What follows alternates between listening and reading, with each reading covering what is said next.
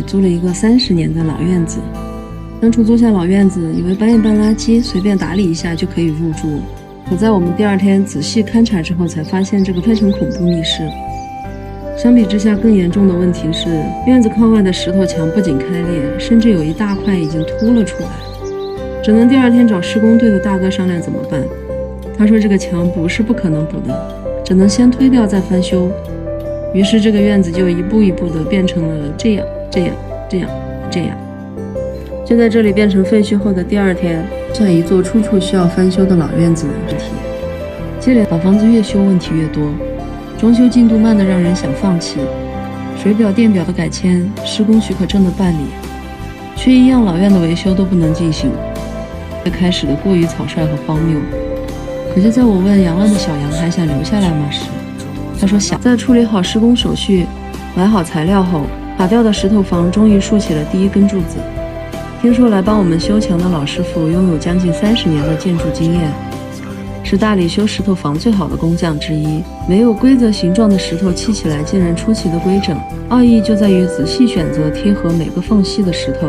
石头通过对比或者捶打就能有贴合自己的位置。那么人呢？人的院子开始有了起色。你们能想象出它盖好以后的样子吗？有大半个月，这里没有任何变化。在院子里有一座超危房，也是我们最早动工的地方。因为我们刚打算修补它的时候，它直接放了大招，垮了。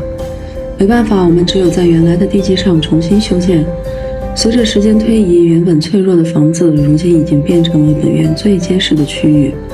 修旧如旧，还是那些石头，还是那样的墙，还是在田埂旁看着那个理菜的人从小姑娘变成了阿姨。小房子告一段落，大房子惊喜不断。原本的墙皮老旧不堪，我们和师傅一合计，打掉墙皮，重新刷灰。有人说看人不能看得太透彻，没想到房子也一样。我们原本打算保留的隔间墙体，竟然只是站在地上。我和小杨以及师傅3脸懵逼，推了重砌呗。于是我们又进入到了推墙砌墙的循环之中。大家觉得用红砖好还是气泡砖好呢？请尽情推荐给我。将老屋的遗留问题全部解决，也把堆积如山的垃圾清理干净，终于再次看到了院子的本来面貌。到了室内分区的阶段，我和小杨经过几次商议，决定每层都是一大一小2个房间，这样以后全家出行的朋友来玩也不会拥挤。听了网友们的建议，分区使用了重量更轻的空气砖，但师傅们说厕所还是修一部分红砖，避免以后反潮。随后就是水电改造，老房子可以说是要啥啥没有，一切从零开始。师傅开草，回古城附近买便宜不是一点点，虽然麻烦一些，省下的可都是真金。阶段性的清理好院子之后，空旷的门洞和光秃秃的围墙越看越不顺眼。我们和木工师傅约好了做大门和围栏的时间，但首要任务就是买木材。为了省钱，我们驱车40多分钟到了沙坝街，这里整个山坡都是卖木料的厂家。我们见到了硕大的全新木材，不由想象它被拖到这里之前，在哪个山头生长了许多年。木工师傅也被我们薅到了木材厂，从早上开始算木材量，再一块块选取合适的材料。我们以为很简单的流程，竟然用了1整天。看着一根根选中的木材被雕刻成特定的形状，老院子离我们想象中的样子也越来越近了。欧阳台虽然做了地台，但整体偏矮，出于安全考虑要加装1排栏杆，造型让我们有点伤脑筋，太高影响视线，太低没有安全感。最后跟木工师傅商议好，纯手工打造一款独一无二的栏杆造型。之前买的新木材们也开始派上用场，刷上漆一定更好看。老院子的围墙虽说很有历史感，但从楼上看下去还是略显粗糙，再加上之前修缮柴房时墙体倒塌的阴影，我们决定把围墙也打造一番。先定好横梁高度，再水泥进行找平，最后盖上木顶和院子主体风格打成一片。那么新的问题来了，门窗又该定什么风格呢？等待许久的门窗终于到货了。自从把房东的老门窗拆除后，老院子4面通风已经将近2个月，是时候把门窗提上议程了。由于我们不想用铝合金，而且造型要求比较复杂，多加对比之后，最终定下了在古城旁边一家颇具规模的木门定制厂家。现场测量一定要喊上泥瓦工一起，互相沟通好安装工序，可以有效避免窗户做完安不进去或者缝隙过大的问题。等框架都做好之后就是调漆，因为木料不同，年份不同，同样的漆上在不同的地方，或许颜色完全不一样。好在师傅都很专业，最后根据我们要求配了相应的色漆。我和小杨也体验了一把刷笔漆，虽说也看得过去，但出于工期考虑，专业的事还是让专业的人来。住过老房子的朋友都知道，有时候如果有人在隔壁说话，另一间屋子的人不用贴在墙上都能听到墙那边在说什么，所以我们当机立断做了隔音，但求一个静谧空间。去下关寻寻觅觅，终于搞定了所有材料：隔音毡、木龙骨、隔音棉、石膏板，一层层叠加上墙。可就在第一面墙做完，闲聊之余，隔音师傅说我们买的隔音棉虽然可以用，但其实已经过时了，施工难度也比新材料高。换句话说，就是帮别人清了库存，但我们不能自己忽悠自己。当下又重新买回新型的好施工的材料，好在师傅手脚麻利，并没有影响工期。最后刷上稻草泥，喷漆师傅也专业快速地搞定了立柱上色。墙面施工总算是告一段落，离竣工又挺进了一大步呢。我和闺蜜在大理租了一个老院子，差不多该准备软装了，合计干脆自己做吧。在邻居大哥的带领下，我们来到了苍山木材厂。不过这次不是来买新木材的，而是翻垃圾。木材厂每天都会有很多切割出来的边角料扔在一边，这时候就需要一双慧眼把专业的全部捡回去。晾晒几天就可以开始制作茶几了。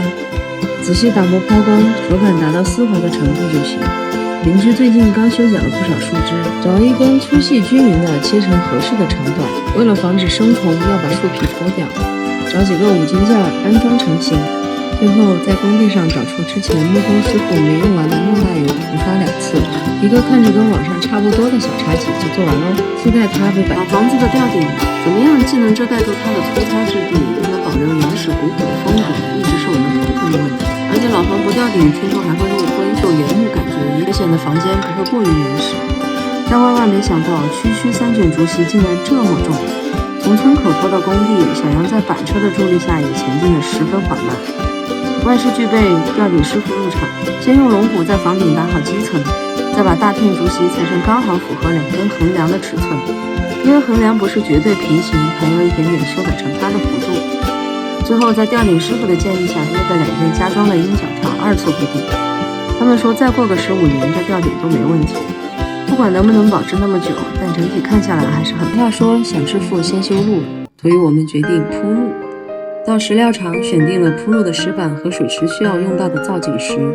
这里要特别感谢包工头凹师傅，一直帮我们装货卸货，顶着烈日炎炎协助我们2个手无缚鸡之力的人。在这里建议大家买石板能自己装货就自己上，因为第一天老板装的1车半铺出来的面积竟然比第2次自己装的1车面积小。数学真是一门奇妙的学科。不过令人欣慰的是，工人师傅们干活还是很认真，2天就铺完了整个院子的小木。再种起树的话，应该会有一种曲径通幽的感觉。看着院子一天天变着模样，内心还是十分感慨，对这个老院一见钟情，一时冲动直接签了15年。可是麻烦才刚刚开始，很快我们发现老房子本身没有水电，要么就做不太好看的明管，如果要美观就要费工费料的全部重排，用水也是很大的问题。老房顶承重是谜，我们不敢贸然加太阳能管在房顶，幸好房东的新房就在隔壁。商量之后，热水系统还有农村和城市最大的区别就是要自己挖化粪池，生活废水不可以直接排到污水管，所以在接手老院子之前一定要看好有没有位置安排如此巨大的几个坑，还要问好村里自来水以及其他管道的位置，免得工人师傅一铁锹下去，整个村都得跟着停水。还有其他很多的坑都是始料未及的，选中了那根天选之子。大概切割规整之后，所有的材料都已备齐，就等开工了。房地板年代久远，破洞腐朽是必然的，但最主要的问题还是隔音。楼下的房顶就是楼上的地板，听说老房子如果隔音不好，上面聊天，下面听得清清楚楚。住惯了楼房的我们表示很难接受这一点，所以在跟师傅反复确认安全的前提下，老房子2楼的地板直接浇筑一层水泥。如果后期再铺一层地板，隔音会好很多。现代人就是这样，再熟悉的朋友还是要保持一些距离和神秘感。原来的楼梯也已经重新打磨，换上了新妆容，保留了年代感却并不破旧。就等地板晾干安装了。在没有更新的这1个月里，我们重开了老院子的大门。老木匠的榫卯工艺让大门多显出几分厚重意味。连夜和师傅们一次次的调整摆放，一起堆起了小小的瀑布景观。小杨自己动手给阳台铺上了防腐木地板。最后经过将近6个月漫长的工期，